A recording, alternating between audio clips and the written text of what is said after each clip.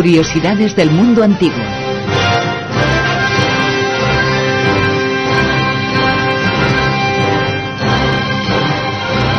Ciudadano Ignacio Monzón, muy buenas noches. Muy buenas noches, ciudadano Cardeñosa. A mí no me dejan serlo. ¿No? Vaya. ¿Quiénes tenían derecho a denominarse ciudadano? ¿Cuándo empieza la gente a considerarse ciudadano? ¿Los pueblos antiguos? Pues es una muy buena pregunta. Sabemos que con seguridad los griegos ya desarrollan ese concepto que nosotros tenemos de ciudadanía. Sin embargo, hay ciudades antes de ese concepto. El concepto, primero, ¿cuál es? ¿Ciudadano o ciudadanía?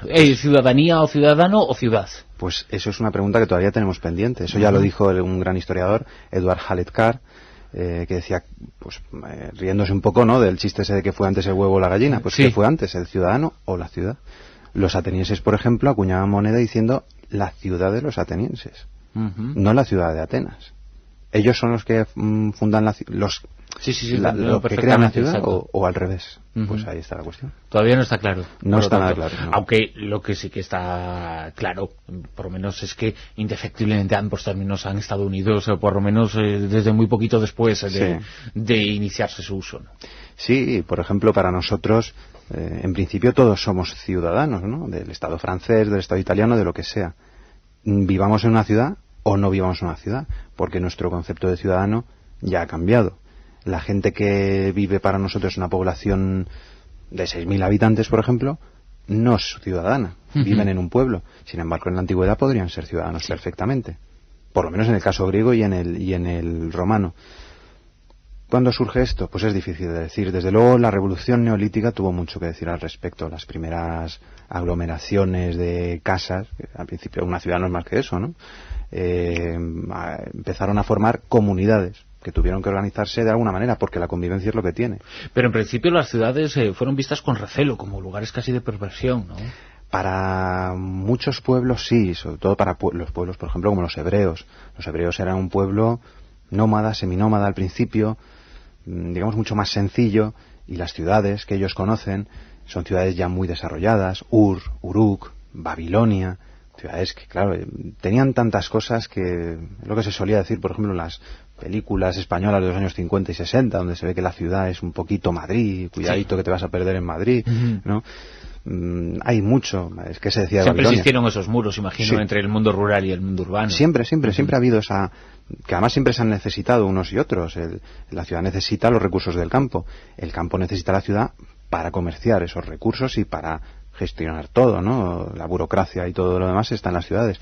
Sin embargo, siempre hubo ese recelo. La gente que vivía en la ciudad, los urbanitas, eran gentes, entre comillas, en muchos aspectos decadentes.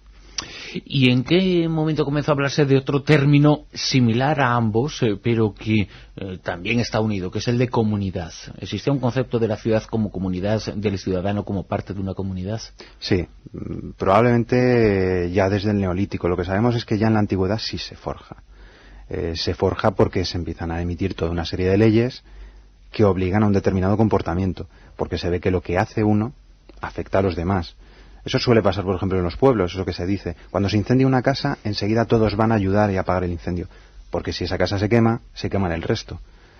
Entonces ya sabemos que en Sumer, en Babilonia, en todas estas ciudades, se empieza a gestar ese sentimiento de comunidad, de que todos pertenecen a una comunidad que puede ser solo una ciudad, un territorio, pero ya les afecta. Lo que afecta a uno, afecta a los demás. Y el concepto de la existencia de valores éticos y morales superiores, o autodenominados como tal por los habitantes de las ciudades respecto a los pueblos, respecto al mundo rural, ese concepto que incluso parece que de forma inconsciente anida también en nuestra sociedad, ¿no? ¿Se daba entonces? Sí, con seguridad. No recuerdo ahora, no sé si es de la República de Aristóteles o en alguna de las obras de Cicerón. Creo que es en alguna obra de Cicerón donde precisamente Cicerón critica esa visión que empezaban a tener algunos romanos, pues de que vivían también en una ciudad que cada vez se estaba monumentalizando más, que tenían bibliotecas, que tenían baños, y criticaba esa visión egocéntrica y abogaba por los valores del campo, valores más honestos. Pero sí, eso ya se ve en la antigüedad, por lo menos en la antigüedad grecolatina. Yo no puedo hablar ya del mundo oriental, pero sí, Ese prejuicio ya existe. Aunque será tema para tratar y desarrollar en otra ocasión, pero evidentemente el término ciudadano, como estamos diciendo, va a un nivel de ciudad.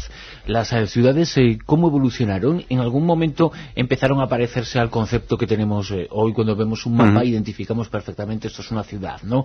No como la ciudad lineal de Madrid, que es exactamente milimétrica, pero un poco es como el objetivo, como el destino final.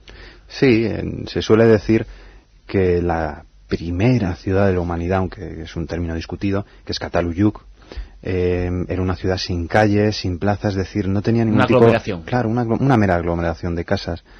Sin embargo, ya desde muy pronto las ciudades de Ur y Uruk tienden a tener por lo menos espacios públicos. Lo mismo no esas rejillas, como dices tú, ese trazado, esa urbanística, pero por lo menos a tener ya ciertos espacios públicos especiales, bien tratados. En el caso griego aparece, por ejemplo, en Hipódamo de Mileto, aunque ya existía antes ese planteamiento, que son las calles rectas, paralelas entre sí, como por ejemplo lo vemos en el Ensanche de Barcelona, o en el barrio de Argüelles en Madrid, o en el barrio de Salamanca, esa tendencia a racionalizar el espacio urbano. A partir de la geometría, que es la base absolutamente de todo. Supongo que al aparecer ciudades con estas características, con unos espacios urbanos, unos espacios públicos, en donde los ciudadanos recorrían el espacio de esa ciudad de un lugar a otro, pues para sus menesteres, para sus trabajos, para sus labores. Al existir, eso sí, lógicamente es necesaria una regulación administrativa, legislativa del funcionamiento de esa ciudad. Y eso supongo que también implica legislar sobre las acciones, comportamientos o permisos o no que podían tener los habitantes de esas ciudades.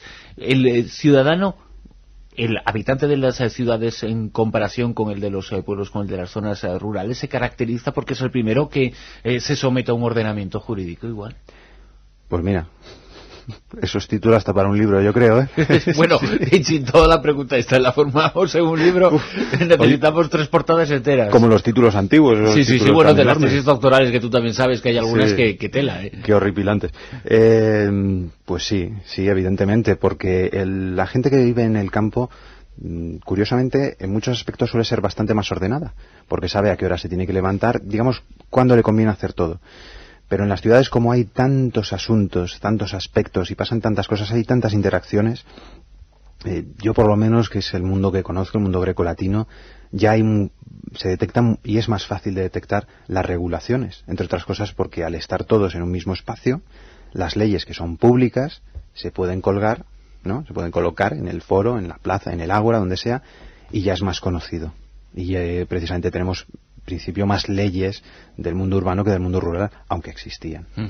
Ignacio Monzón, muchísimas gracias una vez más por gracias. Ayudarnos a conocer este mundo antiguo, el mundo de los ciudadanos y sus ciudades. Y después hablaremos en la próxima ocasión que charlemos contigo de quienes acudían allí desde el exterior. Exacto, los extranjeros. Muy bien, Bruno, muchísimas gracias.